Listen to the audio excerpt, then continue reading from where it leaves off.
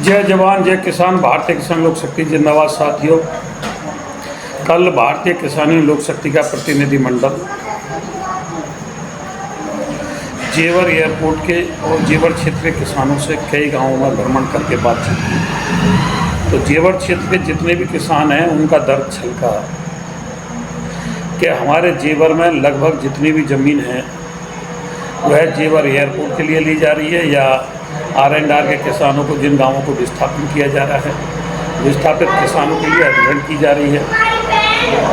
उन किसानों को ना तो 7% का प्लॉट दिया जा रहा है, ना ही प्राधिकरण की किसी योजना में, चाहे वो आवास की योजना हो या कॉमर्शियल योजना हो, उसमें आरक्षण दिया जा रहा है।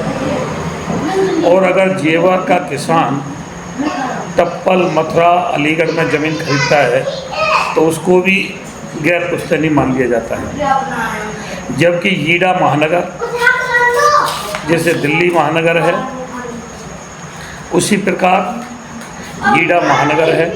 ईडा महानगर का किसान ईडा में ही गैर पुश्तैनी मान लिया गया है। यह दर्द उनको छलका।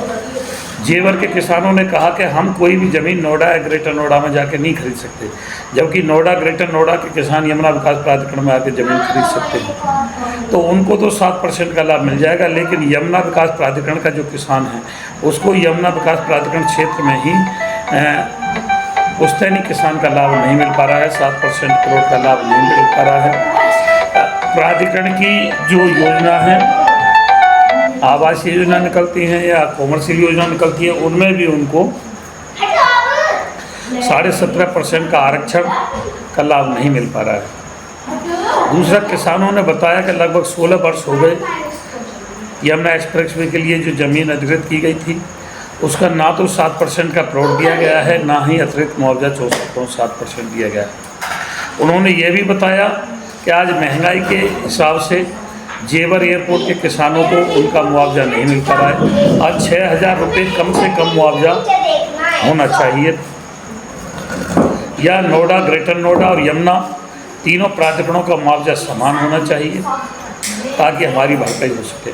हमें हर प्रकार से शासन, प्रशासन और यमुना विकास प्राधिकरण तथा नोएडा इंटरनेशनल एयरपोर्ट का जो प्राधिकरण है, प्रशासन है, वह हमें सौतेली नज़र से देख रहा है, सौतेली भाव से देख रहा है। हमारे साथ सौतेला व्यवहार हो रहा है। इन सब बातों को लेकर के भारतीय किसान लोक शक्ति ने ऐलान किया है कि अक्टूबर के दूसरे या तीसरे वीक में 0 पॉइंट पर एक महापंचायत का आयोजन किया जाएगा, जिसमें जेवर एयरपोर्ट के किसानों की तथा जेवर के किसानों का जो दर्द छलका है उसको लेकर के आवाज़ उठाई जाएगी।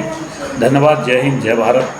श्री राधिका स्वीट्स प्रस्तुत करते हैं अपने प्रतिष्ठित मिष्ठान के 5 अलग अलग प्रतिष्ठान, जिनमें मिलती है गुणवत्तापूर्ण शुद्ध देसी घी से निर्मित मिठाइयाँ और मिलता है शुद्धता का विश्वास। तो आइए राधिका स्वीट्स पर और लीजिए शुद्ध देसी घी से निर्मित मिठाइयाँ। हमारे प्रमुख प्रतिष्ठान है राधिका स्वीट्स, माँ वैष्णो देवी मंदिर के समीप छठी कला, राधिका स्वीट्स रेलवे पुल के पास कोसी कला, राधिका स्वीट्स मंडी समिति के सामने सौंख रोड मथुरा, राधिका स्वीट्स धौली प्याऊ मथुरा और राधिका स्वीट्स श्री कृष्ण जन्म स्थान के पास पोथरा कुंड मथुरा।